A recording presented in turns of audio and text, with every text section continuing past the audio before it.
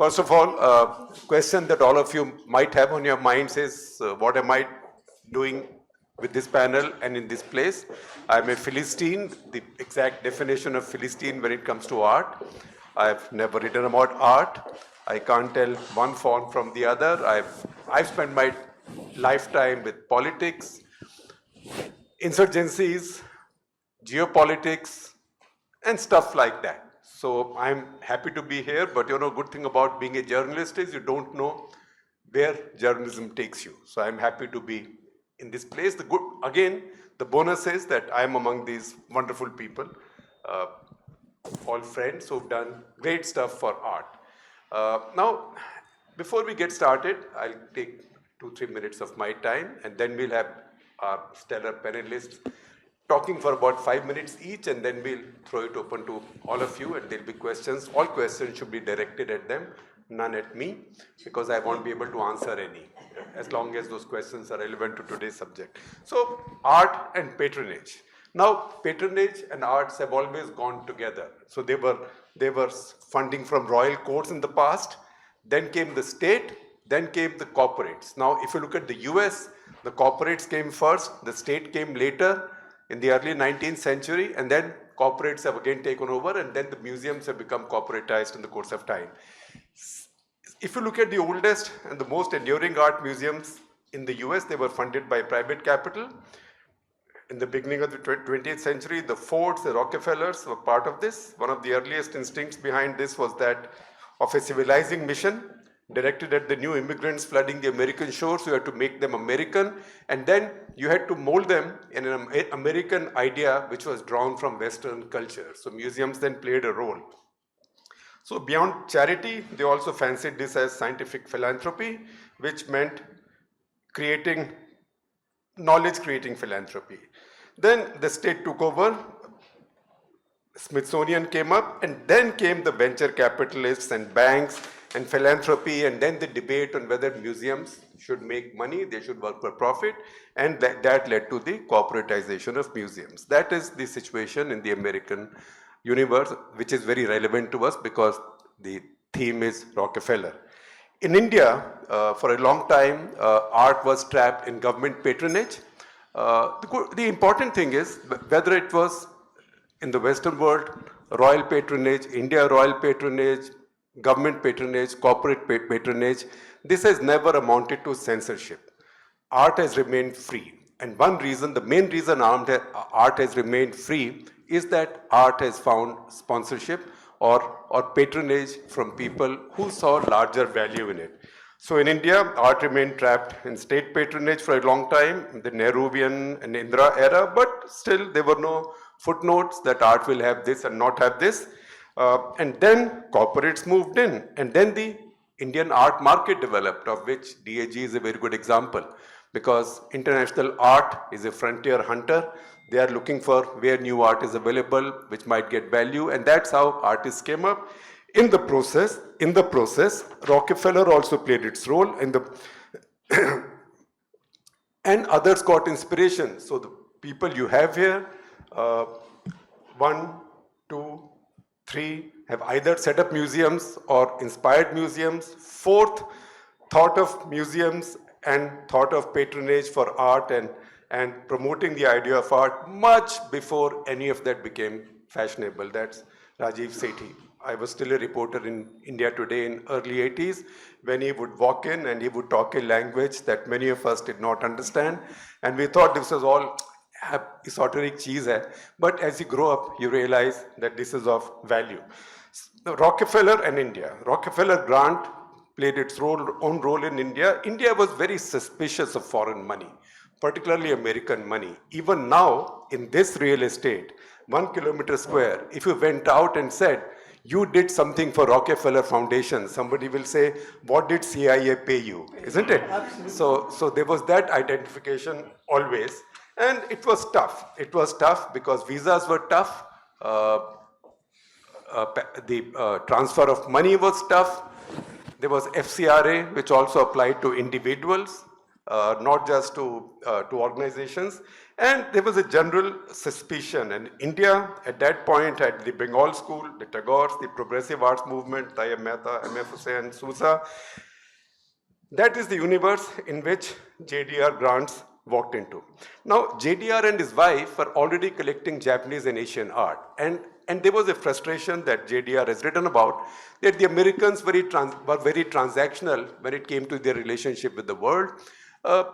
They looked at business, they looked at geopolitical interest, but they never bothered to understand other cultures, but expected everybody to understand their culture. And that's how that intervention came in, and that's how they were able to bring in these grants. And then you see on that wall pictures of many Rockefeller grantees. They are the greatest names of Indian art.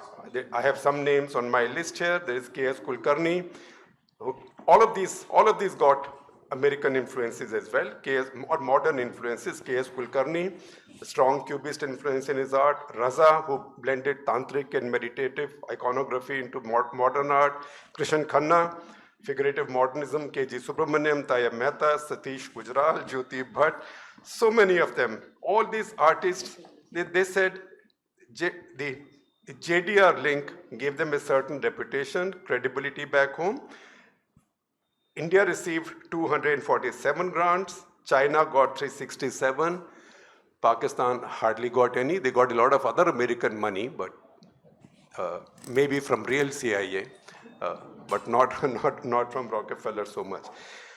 Now, it's also true that Rockefeller Foundation grantees never really formed a vibrant community by themselves in India. They didn't take it forward, they remained in their silos. That's why this is an under-examined area of scrutiny, and that's why this panel is so valuable. So let me start with somebody who's been there at it the longest, and who's seen that period, and that period, and this period, and this period. Rajeev Sethi, you have your 5 minutes. Thank you, as inimically you. I was young and flying high and reckless. I do recall being probably the first grantee, this is way back in the 60s, of JDR Third Fund, and I did not know the word JDR included Rockefeller. And had I known then, I might have debated whether I was going to go on that grant. I found out much later. But I did reach America for the first time. And it was a design conference, the Aspen Design Conference. And the dear Porter McRae, who we knew much more than we even knew JDR Third Fund, and I was very happy to see that his name was mentioned in your introduction right there, looked after us, and how he did, and how indeed a foundation took on young people to be able to get them to where they wouldn't even dream. So I do recall, and I'm sorry if I'm dropping names, but I am. There was a week with John Cage and Merce Cunningham. There was about a week with Charles Eames and Ray Eames, which went on for months later. It went on to people like Broshenberg and the Stony Point group that was experimenting with the arts and industries. Billy Clover, the whole idea of bringing industry close to the art. Then, of course, there was an enormous amount of interest in new media arts, Namjoon Pike, and I mean, all this was happening, and to a 19-year-old, this was all extremely fortuitous and unsettling and good. Now, what I do recall, now after so long, a conference like the Aspen Design Conference, which is about the rest of our lives, and that chose me as the youngest delegate from a underdeveloped country. That is the name that we used then. And today, when we are looking at Viksit Bharat, and we are looking at a very developed nation 60 years hence, I still don't find that kind of patronage that was there implicit in being able to make someone they chose. People who chose were then who mattered, Puljaikar, Gira Sarabhai, Brimesh Thapar, and I think Charles Correa, but I can't remember. There was never a committee. And this happened as a JDR Third Fund grantee. And if I recall well, there was Doshi who led us, Baby Doshi, and Adur Gopalakrishnan and R.K. Joshi were part of my group. But it was 6 months of traveling wherever we wanted to.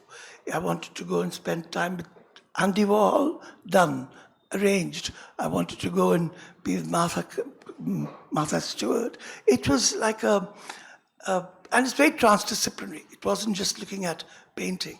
I think this, even 6 years hence, in a country that's no longer likes even to be called developing country, I feel sad that there is really no patronage that picks up people and takes them, exposes them.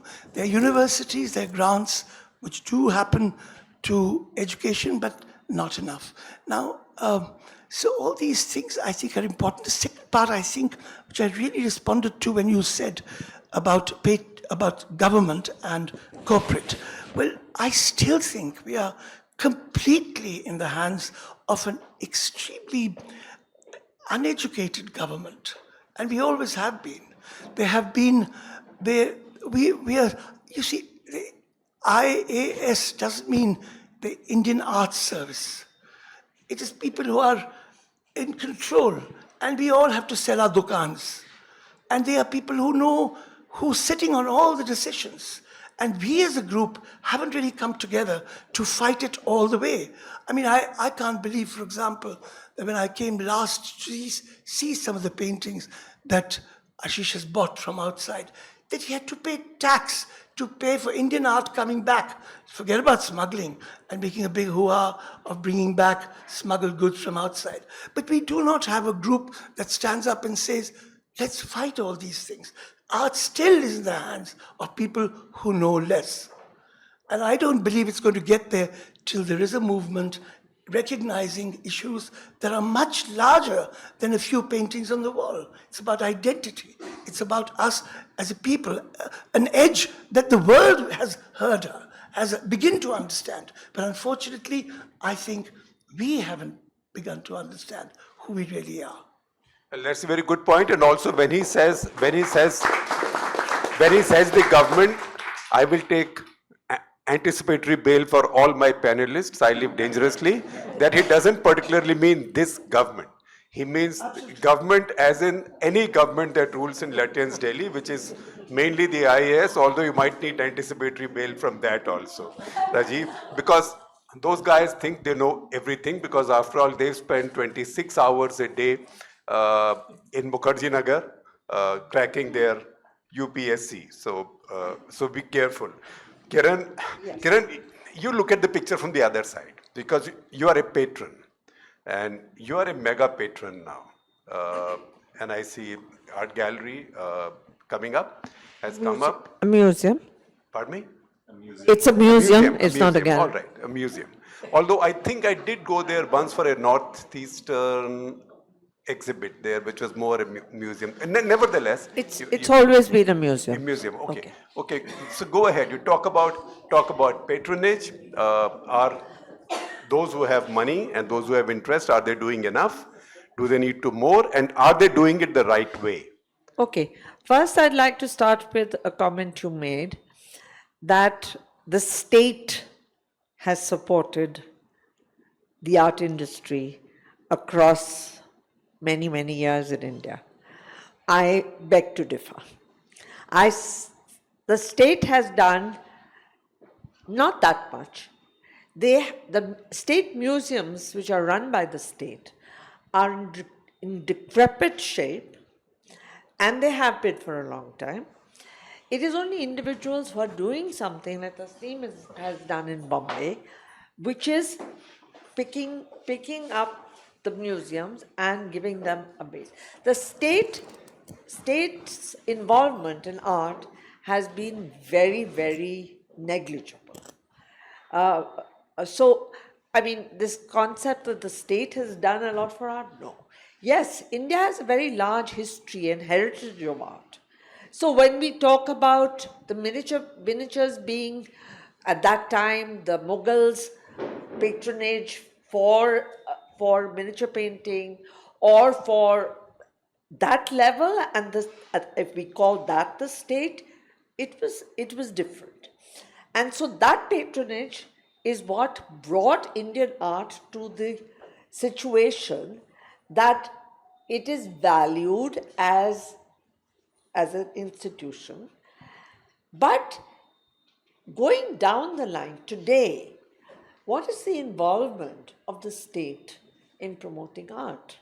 I'm sorry, it is very, very negligible. I just want to give one example. Maybe I shouldn't be saying it, but I am going to today because I'm a little. We were given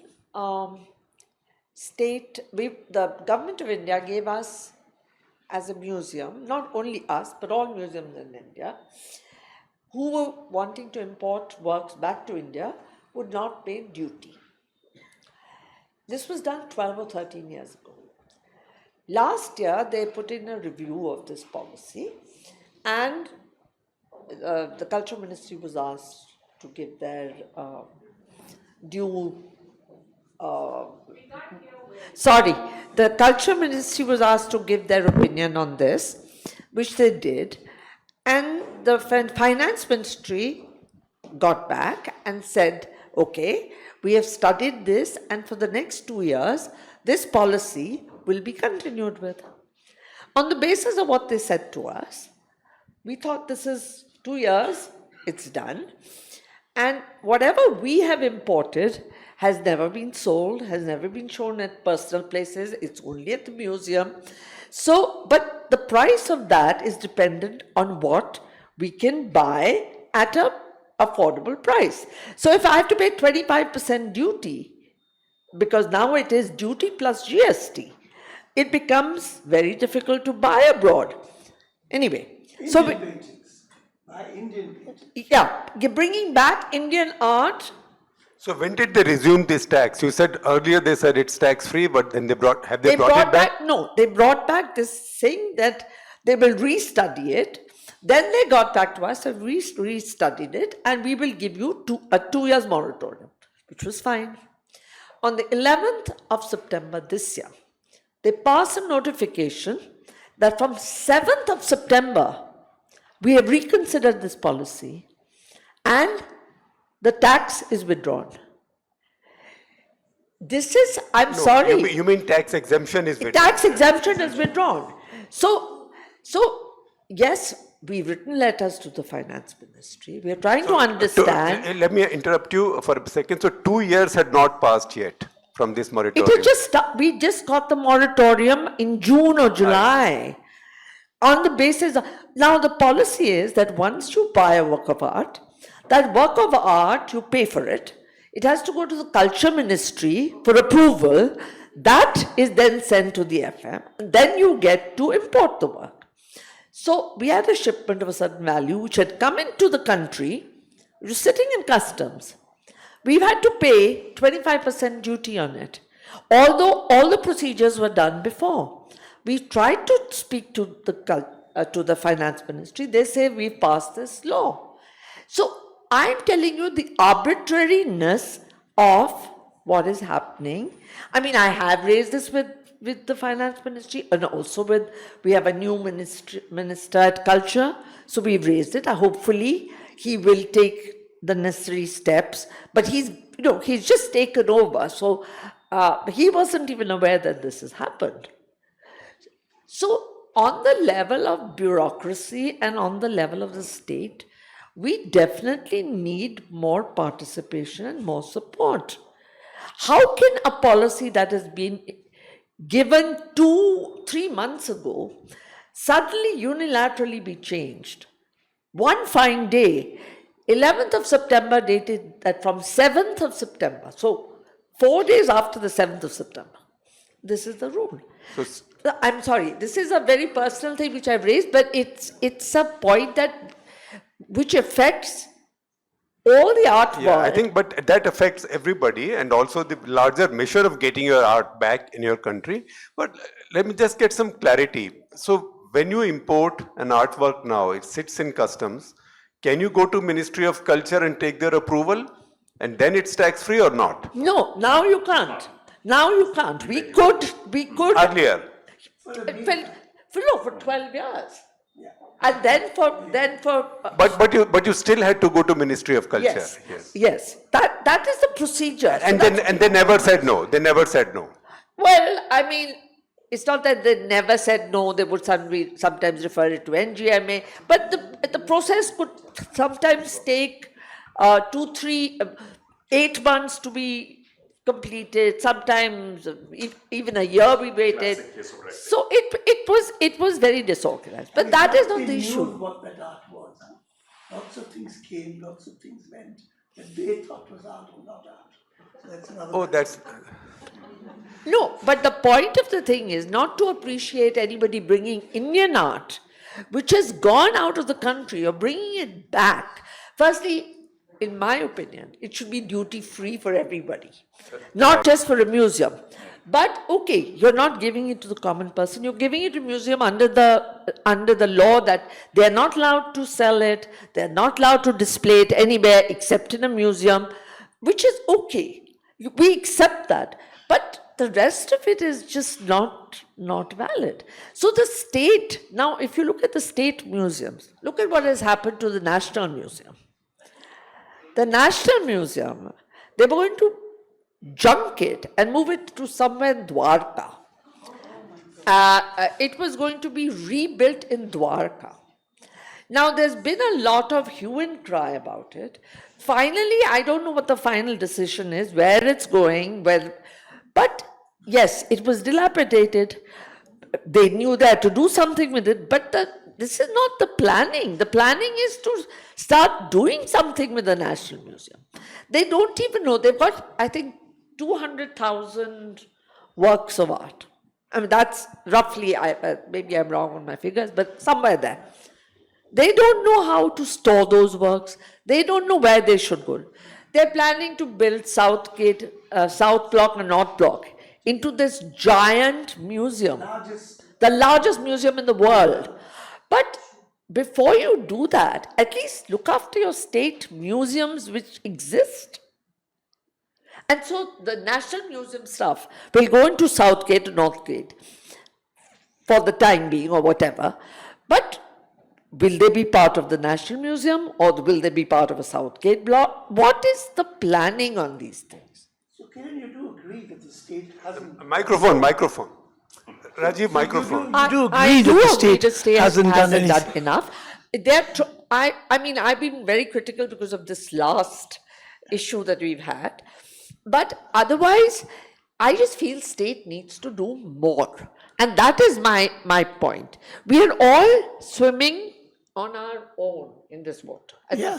That's it. Well, that's, yeah. Yeah. Thank you. Tasneem, you've actually built one, right? You've built one. Right. In spite of the state. In spite of the state. Am I audible? Yeah.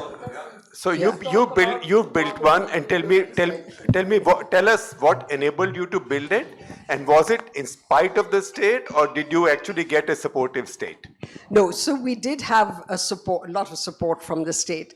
And that's the area that I've worked in, is to try and build a constituency for art, to get the people, to get the larger public involved. Because you see the way the government functions, and having worked with the government for 20 years, if you have people that, you have a very small number of people coming into the museum or attending these festivals or interested in art, it is seen as an elitist preoccupation, and then they completely dismiss it because they think, ye to hamare log nahi hai, it doesn't matter.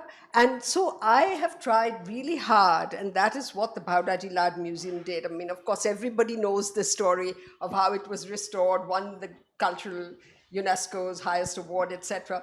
But the idea was the ticket is still 10 rupees. The idea was, I mean, you can't even get a cup of tea now for 10 rupees. The idea was to bring ordinary people in, get them to engage, build that constituency. And that is what will change. And that is, I think, there is that tension when you talk to art historians or you talk to curators, etc. Many of them are not really concerned with, the larger public response, unlike, say, in the other arts, unlike, say, with film or something. But with art, it's a kind of intellectual, it sometimes gets very precious. They're speaking to their own community. It needs to go beyond. It needs to be reaching out, because then when they see the numbers is when they will start to respond, start to say, "Are logon ko ye chahiye?" Of course, then there is all kinds of other involvement also, like there has been, at various institutions that we all know about, at the NGMA, at other places, and now the state has taken over exactly and is going to build this Central Vista Museum. What is the intention? How are they going to configure it? What are the premises? So I have to backtrack and say, Namana Huja and myself are on that committee, but only one meeting of that committee has been held. And I've been on several committees, several state, the Salar Jung State, National Gallery of Modern Art, etc. And you push and you push, and a lot of it depends on a bureaucrat who is prescient or who has an interest. Otherwise, it just, it's very difficult. It's like banging your head against a wall. So to combat that, the only way I think of doing it is to reach the public, is to make sure your footfall is there, to make sure you're getting attention. Of course, that's what happened with us in Bombay. Even if I say so myself, the public loves us, the press loves us. And so then what happened is, then they wanted to come in. Then I'm not going to take names. You probably know this story, Shekhar. And many of the people here know the story, that then they want to, कि हमें credit नहीं मिल रहा है. आप जरूर आइएगा, you come in, please, you do the inaugurations. But no, they want a different kind of credit. And so then, it's this very difficult negotiation that goes on. Then I was told also, I don't know if people here know this, that, "Arey, you have Albert's statue in there.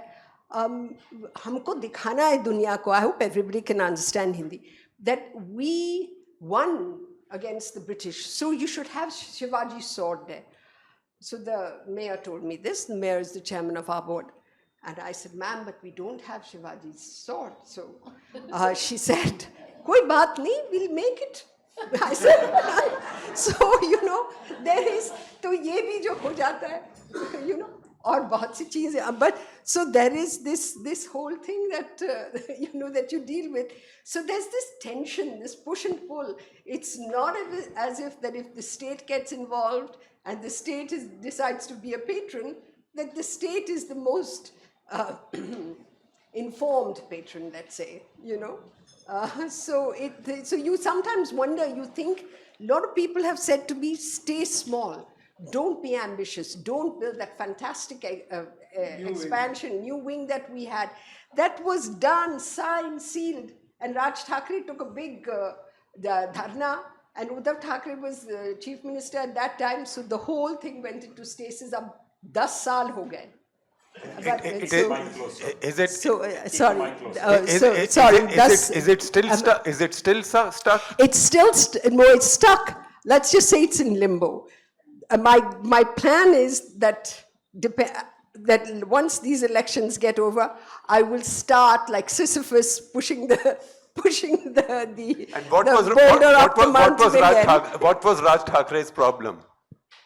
But his brother was there as chief minister. He wanted to just oppose anything. And then we had Stephen Hall, who is like a Nobel Prize winning architect. He's a Pritzker Prize winning architect. Wonderful design that he put together that was very avant-garde. Raj Thackeray said, "No, we don't need any foreigners, etc. He gave it to the architecture college in Nagpur. The students, he said, the students will do a plan for you. College of Architecture Nagpur is very good. They'll do the plan." तो ये plan तो नहीं आया. It hasn't come to me as yet, the plan. I don't know if it's gone to the state. Deep ignorance. So what you say is, what do you do when you have Which issues like Thackeray this? said it, Raj or Uddhav? No, Raj. No, but just that's a political as question. counter. But this is important. That doesn't really matter. एक थाली के चट्टे बट्टे. No. It does matter. One was in government, one was not in government, so it does matter. Sorry, I hope everybody could hear what I said. But it's I'm sorry. ignorance. It's pure ignorance in many ways. I mean, the golden. They wanted to do a playing field or something in that area. It was completely, listen, that field, there was a derelict open space behind us where drug addicts used to hang out. They had broken our fence. They had broken into our little storage space there, taken things. Suddenly, Raj Thackeray spruced it up, this ground that was adjacent to the area where we were going to build, and we wanted a little part of it, and we were going to make it into a sculpture garden. And it became this playing ground for the neighborhood that everybody cherished and everybody wanted. And how could the museum, take over the community playing ground? And we said, no, we don't want to take it over. We're making a sculpture garden. They said, we don't want a sculpture garden. Then he put a box in front outside the museum, and he had the whole community come and vote whether they wanted this sculpture garden or it took on the most absurd proportions. That's a hell of a story. Countless incidents of pure ignorance. The Golden Eye exhibition at the Festival of India has some of the greatest architects of the world whose drawings are now being sold at millions, who came to India and worked on an original collection with Indian artisans that was showcased at the National Museum of Design in New York. It was bought back, refused to be put into a museum, put into a godown where everything caught fire and everything got burnt. Never seen in India. There are countless examples of pure indifference and ignorance. So it's really ignorance. It's not, you can't, at that time, Bergdorf Goodman asked to give a whole floor to house this whole thing. They say, I heard this with my own ears. So the secretary, then senior IS officer, said to the minister, some Bergie Goodman writes a letter and वो कहते हैं इनको कि हमें लौंडे की बात मानेंगे. It's a complete ignorance. So you cannot fight that kind of a thing. It's basically what's wrong is we have allowed our creative space to shrink. We have allowed for people who know less to take over. I don't know how many democracies have ministers of culture, secretaries of culture, joint secretaries of culture, etc., etc. But we are also a very state-run country. So even in areas where there are regulators now, we have our ministers. So this city needs its ministries, and this city also needs to create jobs for the people to rule us. That's why Ministry of Steel carries on, Ministry of Civil Aviation carries on. You're one of the few countries in the world which has a civil aviation ministry. Civil aviation, because it's all in the private sector now and it's all regulated. Nevertheless, Ministry of Steel. That said, maybe the answer to all of this is serendipity, and that's what our friend will explain to you. So how are you managing, and what exactly is it that you are doing? Tell us about your contribution, the challenges, plus you can answer some of the points that they've raised. Yeah. So let me go back to where you started. Okay. The early patrons were the royalty, and this was the case in many parts of the world, not just in India. From there, you got the temples coming in, became patrons. And then the traders came in and became patrons. And then, when we got colonized, we were actually told that you have to follow the company rules. So they started a company style, of which Ashish has had shows. Okay, there was a company school style of painting.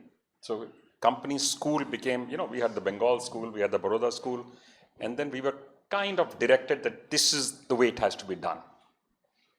So it was quite interesting, actually. So the artists that you spoke about were in effect a pushback. As India became independent, you think this is the Bombay progressive group. And by the way, as a progressive group, my style is my individual style. And yours will be yours and yours will be yours.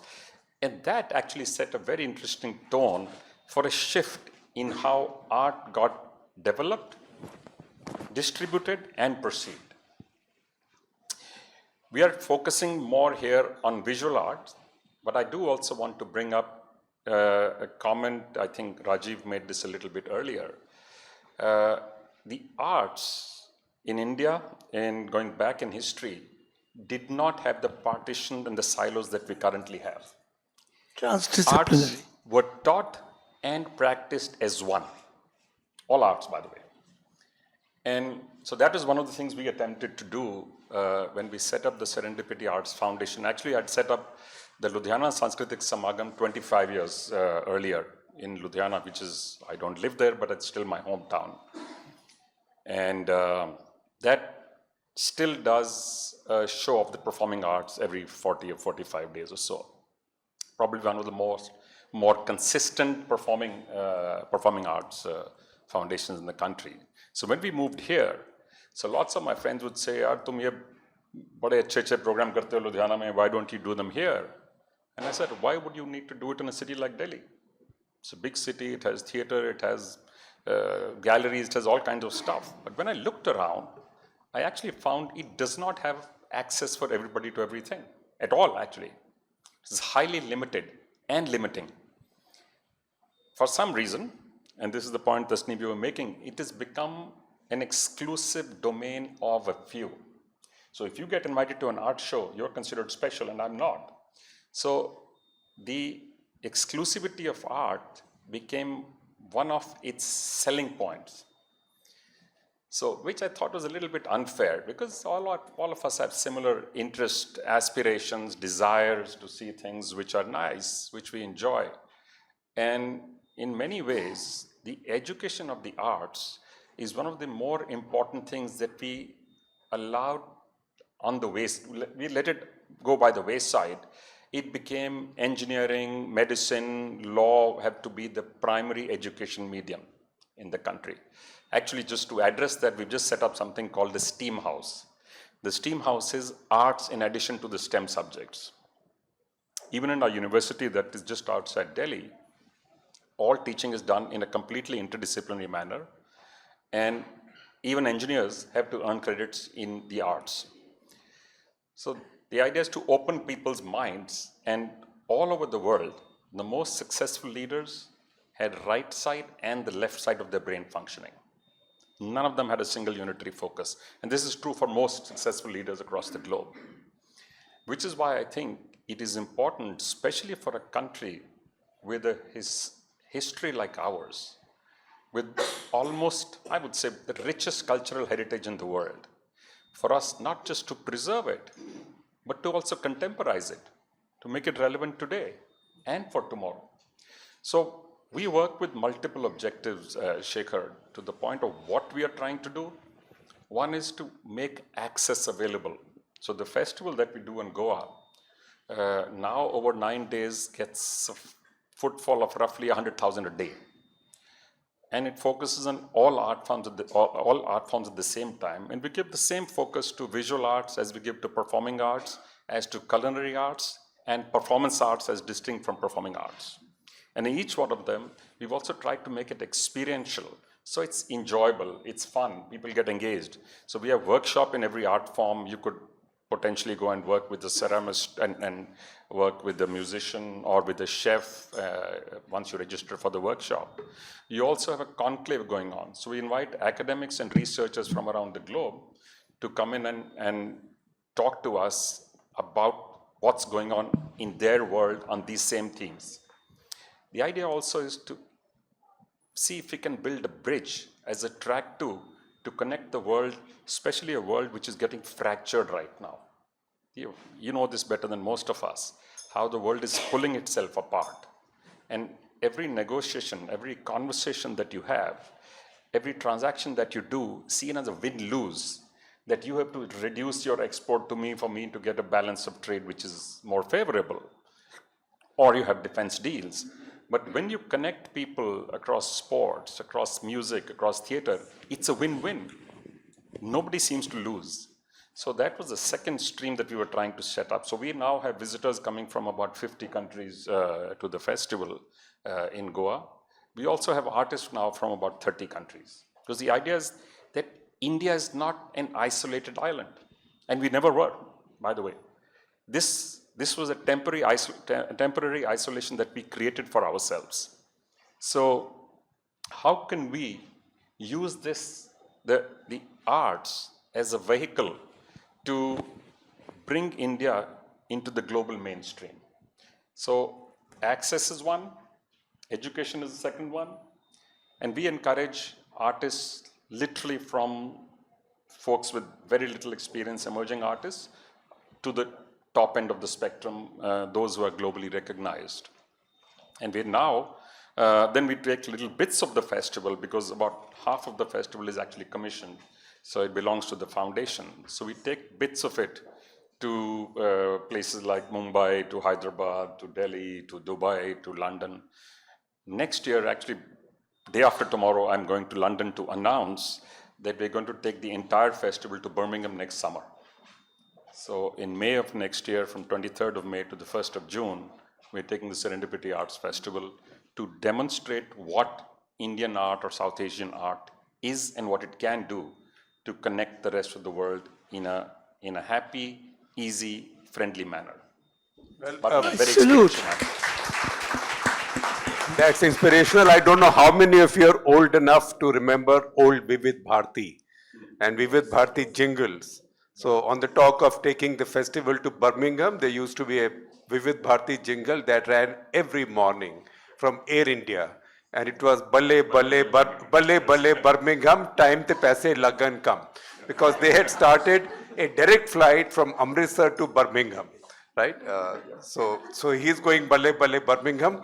That's a Sunil, wonderful points you made, except one little thing I'll point out, that in sport there is definitely win or defeat. I mean, it's the better side wins. No, which is why this is more appropriate, I said. Because umpires are there and DRS is there, but there's always win. So just as countries, when they trade, there is winner or loser. In sport, there is always a winner or loser. That's my little, I'm trying to show off that I'm a sport fan, that's all. So just for your reference, what we are doing is, in Birmingham, we are not only taking Indian art, we're bringing Canap, which is the largest collection of French art, belongs to the government. It has no showing. It has only warehouses.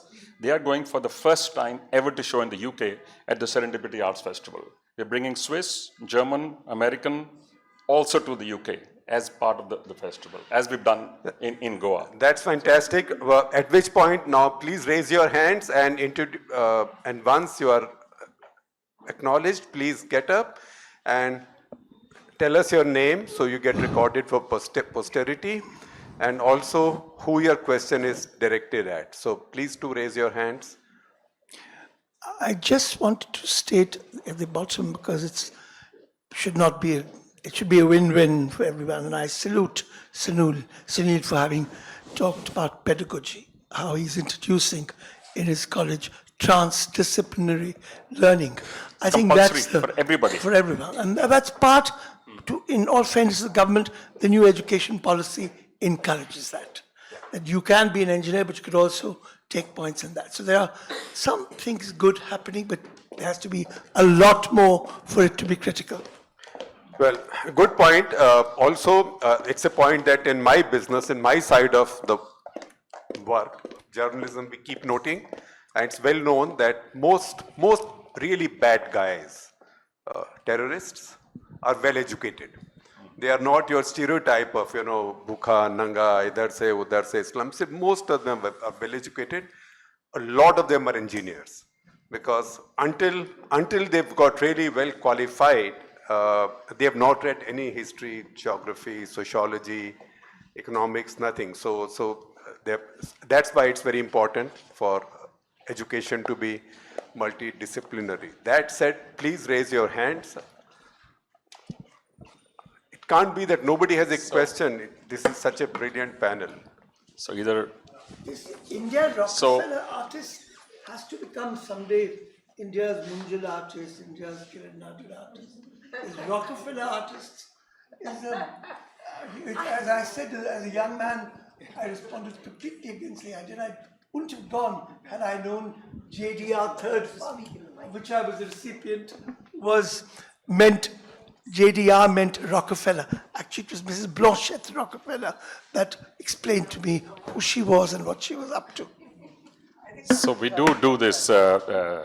So if you don't have any questions, or yes, there's a question. Right. I'm here. Hello. I'm here and standing in the back. Somebody will get the microphone to you. Yeah. Hi. Yes, hi. My Please name. introduce yourself. My name is Nitin Bhayana. My question is actually to Mr. Gupta. I said no questions to me. Why not? No, because they are the panelists. You're not here to hear Mr. Gupta. Yes, absolutely. Sorry.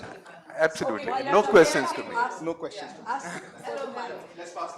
Microphone, Mira, microphone, because you will then be recorded.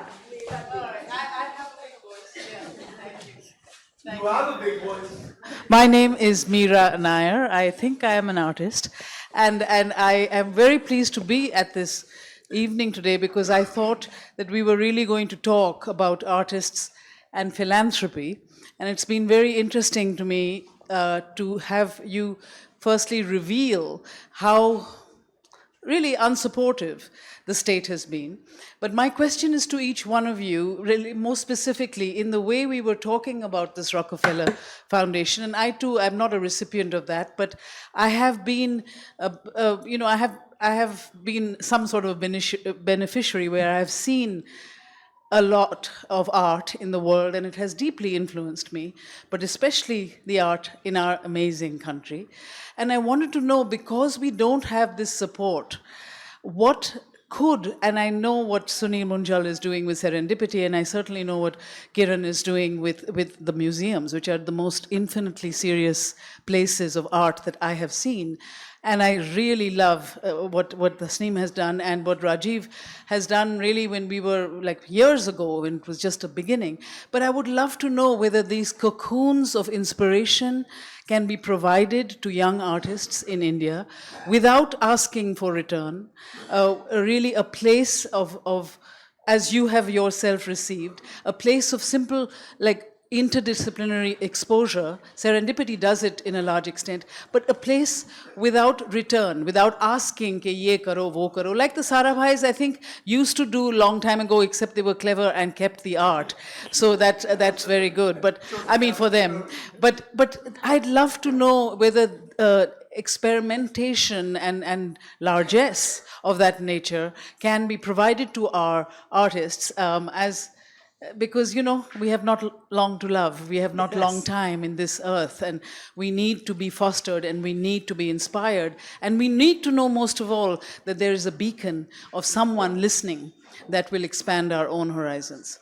Thank you. I just wanted to quickly answer that, to say in what I think is happening. I think it's changed now with social media and with being able to reach publics on your own, just like you can publish your own book. There is a lot of dispersal of such efforts. And it's like a guerrilla thing that is happening, all over. Little groups are forming. People are wanting to do their own thing, are getting together in collectives. And I think they're just going out and finding people who will support them, or they are doing it in very low-cost ways, but really doing very good work, questioning us, interrogating systems, etc. So I think that is happening, but it's not happening as we think of it. And we represent larger institutions, have been interacting with the state. We are looking at large formations, and we're looking at how do these large formations impact and how do they provide patronage. We're looking at it top downwards. I'm saying that it comes from, what's changing is that there is a granular effect. It's bubbling up from the ground, and because of social media, people are able to gain access, get audiences, and then even generate funds. It may not be sufficient funds, but they don't need the kinds of funds that we need, that I would need to run the BDL, or Kiran would need, or Sunil would need. It's a completely different kind of reverse reaction, which is very, very important as well. It's more a guerrilla reaction, you know, which is very important. If we can keep our questions Can I short just- and just answer one- short, just one then we'll have second. more people speaking. Meera, 30 2 seconds. plus 2 is still not 5. It's not 5. We are working, Geo, for example, you know, Asian Heritage Foundation, took children from all the colleges, took them into the villages to start working on new design applications that the villages could understand. But we have failed. We are not able to market this. We aren't, because alone it's very difficult. So what I referred to right at the beginning, it hasn't become a movement. Each person is leading their very credible and extremely important task. But 2 plus 2 is yet to become 5. Okay, no, what I had to say is that all museums, at least, or galleries, are making an effort to get younger artists, not at a monetary gain, not to sort of make them pay something for their development, but if we can sponsor a young artist to do a show, it may not be the full show of the museum, but give them a space, then we do. So we do encourage younger artists, and it's not just us. A lot of galleries in Delhi are trying to support new artists, younger artists. So yes, that bit I think is showing positive inputs. So to answer your question, we do offer them. We both offer a number of grants every year in multiple art forms, and we run residencies, and these are all multidisciplinary, all of them.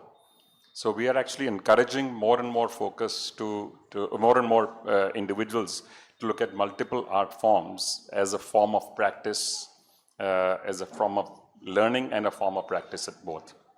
And it's actually working wonderfully.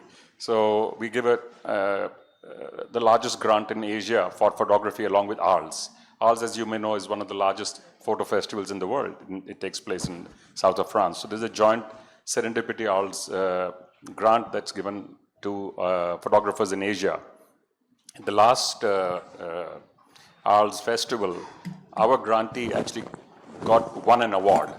This was a kid who did not own a bicycle to go to school. Completely transformed his life. He's getting calls from the Met, he's getting calls from National Gallery Singapore and all kinds of places now. He actually came to thank the team the other day with his family, saying our lives totally changed.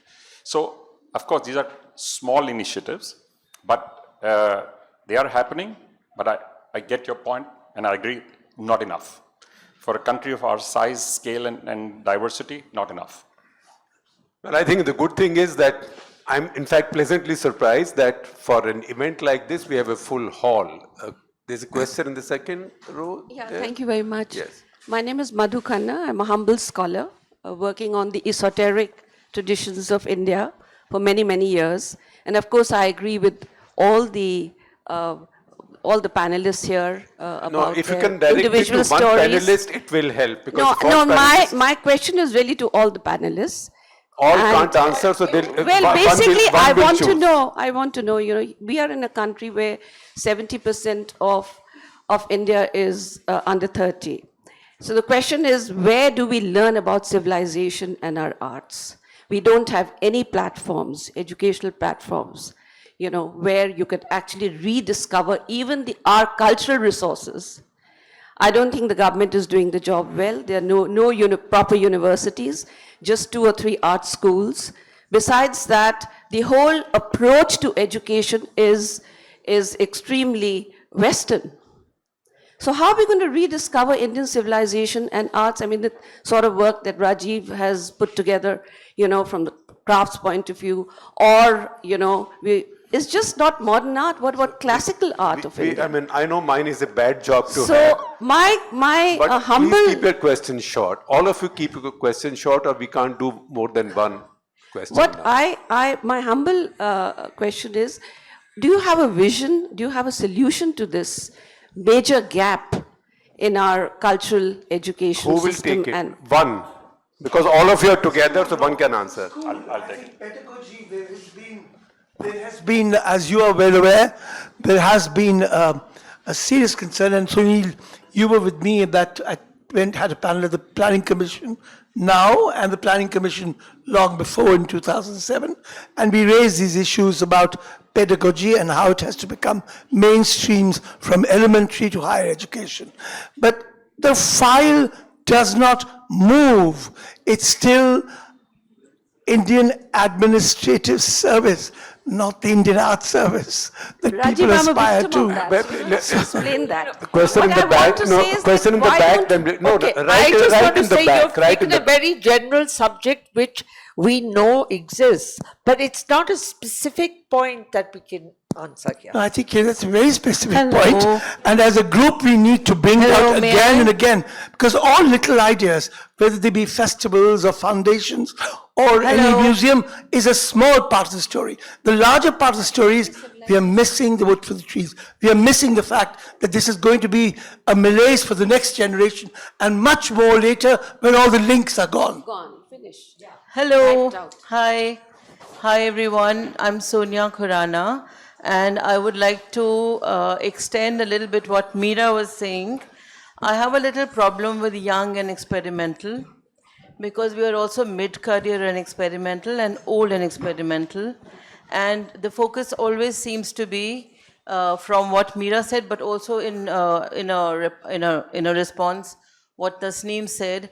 I don't think there's certain kinds of practice and work doesn't seem to settle after you cross or age becomes a virtue. One continues to need support for certain kinds of work, which is experimental, and it's not only being done by very young people. Mid-career people and older people. question, please. I'm using this as a platform to be able to put this one point on the table in case anyone wants to respond. Thank you. So just for your information, so we've just sent a senior artist, a very senior artist, to the Royal College of Arts for a residency for the first time.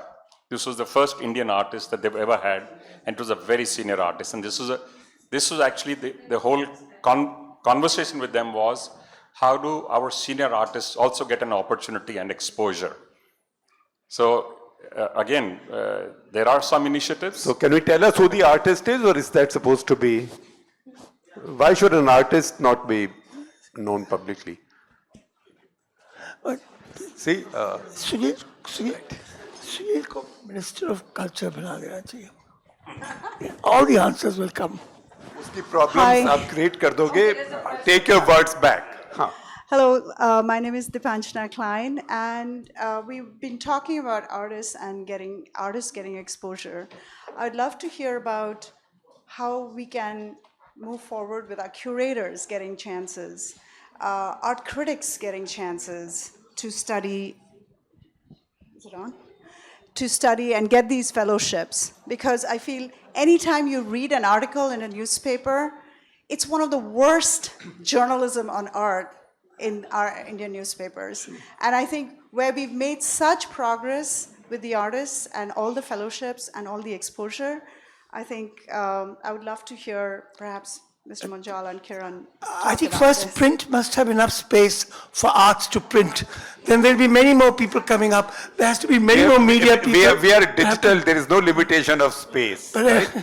There's no limitation of space. There has to be many more media people. So we have actually just designed a program which will actually get announced in the next 6 weeks, I would say 4 to 6 weeks, and will actually get launched in the next 3 months. It's a 9-month fellowship with exposure across multiple disciplines. We are hoping to help encourage and build leaders for cultural institutions with cross-cultural exposure. So it will not just be about writing, it will be across to build leadership, because today there are more and more new cultural institutions that are coming up, but there's a serious lack of leadership at this moment.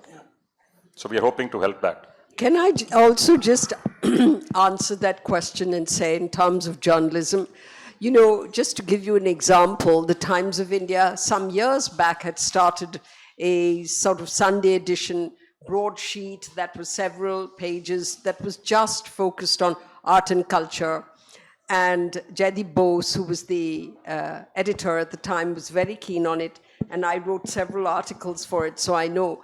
And then they closed it. And the reason they closed it is they said people were not interested in it. So you go back to that chicken and egg situation, which is, we have to grow the system, we have to educate, it has to be at from a primary level, which is what we as museums are doing.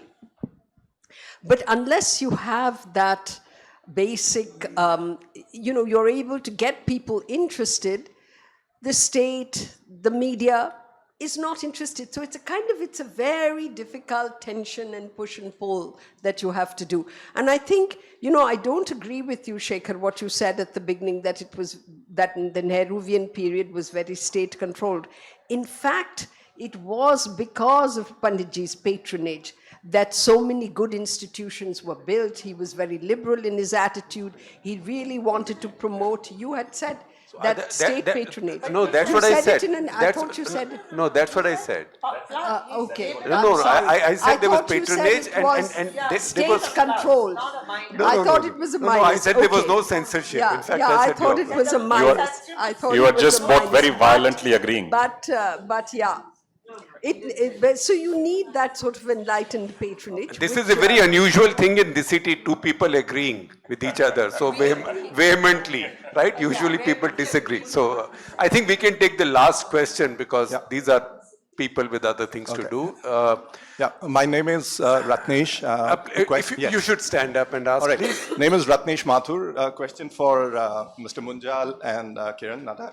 But this is about patronage for. We've spoken about patronage for artists. What about patronage for small collectors of objects, especially in smaller towns? We collect objects ourselves, but we found in small towns, for instance, when Lata Mangeshkar died, the biggest collection of Lata Mangeshkar's music was with a guy who worked in a post office in Meerut. So there was a small news clippet that he has the biggest collection of Lata Mangeshkar's music on LPs and stuff, and then it dies out. We don't have a museum. He obviously, it revealed that there's no museum, he can't collect. So these small little collections, and from our own experience, we used to live in small towns in Europe, then we lived in small towns in India, and all along we've seen collections. There are lots of objects which don't classically fit into the definition of art as we see it today. So they may be ephemera. Say, Okay, from picture I'd like to postcards take- to lots of small things. I'd like to take that. If there is a small collection of a collectible, be it like you mentioned, Lata Mangeshkar, or some, let's say, crafts objects which are available somewhere, and it comes to our attention, like we got leather puppets, which we have collected. This is not part of our regular things that we are showing. But if somebody comes to us with a minute, small collection, and we see the fact that the person has done something which is creditable, of course we'll be interested to collect. No, but make it in my shoes that your collection is based in India.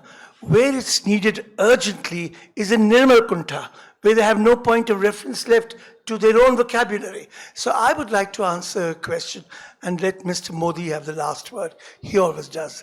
So I heard him at a conference some time ago, and I thought the only profound thing I've heard in this affair was that the museum movement will not succeed till every family has their museum. Shifting towards the neighborhood paradigm, to go to a thing which allows people to be able to be proud of what they have and to be able to get that recognition in their neighborhood itself. I think that is a very profound idea that has to reach the family itself. They must know what heirlooms are. Ultimately, it's not about big museums at all. What my friends here on the stage are doing is wonderful and what India does need. But unless it comes down to that level where people can share it, it will not become a museum movement. I think a point being missed, just as a follow-up to that, is that, if I look back at Europe, in the smaller towns, there is something called a hobby setkani, which takes place once a month in every small town of Europe. In the food university food mess on Saturday mornings between 7 and 10. There is a hobby club, almost, they call it burza, they call it various names, but basically collectors meetings. There is no forum. Real estate is very expensive, but there is no forum here for even numismatics and philately. There are a few. Numismatics is picking up in India in a large way right now in Bangalore, Bombay, even in Delhi. But that apart, philately and numismatics apart, there are no hobby clubs. There is no forum, even in the top 10 cities. So a forum needs to be created. Maybe you guys can help. So what we are doing right now, we are actually building an institution in Delhi. It's been named The Bridge. This will be an unusual, fairly unique institution in the sense it will try and address every part of the entire ecosystem of every art form on one campus. The physical work is already on. We are hoping to complete the excavation in the next few months and then start pouring concrete. So this is not too far from where Kiran is building her museum. But ours covers all aspects of what would cover arts. And we are also leaving flexibility to understand new interpretations of arts in the future.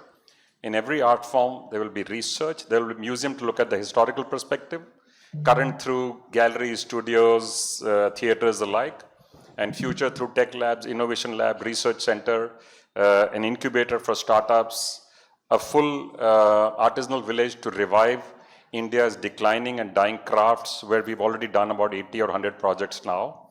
And we're not just trying to revive them, we're trying to contemporize them, as I said at the start. And in 90% of those show, it's absolutely doable. And by the way, it can also address another one of India's big issues. Poverty that currently exists in the rural areas can be completely wiped out. There is a potential to create over 100 million sustainable economic opportunities if you're able to revive and contemporize your artisanal skills. They're absolutely amazing, but they're dying because the youngsters say, the parents are telling the kids, the kid comes and says, I want to go and become a sales girl or join a call center because there's no work here. And the parent says, Jao beta, there's nothing to do here. That skill is gone because we have no blue book. The entire transmission is verbal from generation to generation. So we're losing such an amazing wealth in our country, which is why we actually started this initiative. Of the 100 projects or so that have been done, and my inspiration, by the way, was what Rajeev has been doing for many years. And so our idea is to bring that into the mainstream. Make products, because the artisans are very good, but they're making products they were making 400 years ago, and you and I are not buying that stuff. So we're trying to help them. So to the leather puppets you mentioned, we actually help them make lamps and lights. So each one, we said, look at what your skill can be used for. What will be used either as functional art or decorative art or just artworks. And the result is absolutely astounding. So we are hoping to set up this center as a full ongoing center for available 24 hours a day to everybody. So this is one of the many institutions which will actually come up at the Bridge, hopefully in the next few years. I have a question. I have a very personal question. We are coming to a close, but okay, all right. But because very Tasneem personal. hasn't spoken for some time, so I wanted her to have the last couple of minutes, and then we can wind up. So I wanted to say that NID had made an effort to do, and I was on the board of NID, and they were trying to do that work with these craft communities. And it is a very big challenge. There's heavy lifting. It's not easy, by the way. Yeah, it's very heavy lifting. And I worked with some of them to look at, how this was possible. It's very tough. And you have to understand there's a whole economic shift in the ecosystem. Therefore, the art was always seen as artisanal. You were like a plumber. Or, the craftsman was not seen as somebody who was really like we value today. He was like, acha, he's a carpenter or he's a plumber. So that status has been given to the artisan. That is the big problem, and I'm sure Rajeev will bear me out. We maybe understand it differently, but among them, in their communities, they don't. But somebody who's working in a call center, somebody who can be at a computer, wow, You are really educated. I'm sorry, You are Tasneem. different. I'll tell you. One minute. That has been the aspiration of these people, and to be able to, to be able to change that mindset is also a big challenge. To go back, so it comes back to valuing. What is the value we give? How do we celebrate the artisan? How do we celebrate the artist? How do we make them important figures in society? That also is a big challenge. I think in India it gets particularly complex because a lot of the artisanal work is caste denominated. So people want to break out of their people want to break out of their caste, not carry on doing what the caste has been doing traditionally. So there is. I know Brahmin children who are making shoes because it pays Well, I'd like to see more. Yes, more Brahmin. I haven't seen any Brahmin children making shoes, but if I do, I will specially go and buy those shoes, size 42. But there are many intersecting issues. It's not just. I just want to make one quick point. Before we go down to trying to change the mafusal, the smaller villages, the fact of art in Delhi, the footfalls, you could have show on show, you could have the best shows. People would rather go to Select City Walk.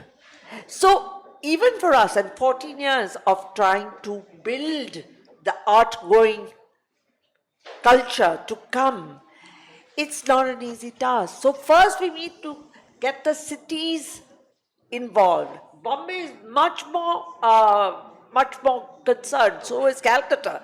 But Delhi is not. Maybe it's like Washington DC and New York, but it's a similar state here. And so to get people to come is a task. And we want to build, the museum we are building is about 1 million square feet. We're building it it's a museum and cultural center, but we want, and we are free. We don't charge anything for entry. We want, from the rickshaw driver to the peanut seller to the person walking on the road, we want those people to start coming in to see what art is. And I think that is the first battle. Of course, India has battles which are innumerable, but we have to start at a handleable level. I think on which note, optimistic note, we can call it a day. Thank you very much. All you have been a great audience and a great panel. Please give them an applause, and not for Mr. Gupta, for the panel.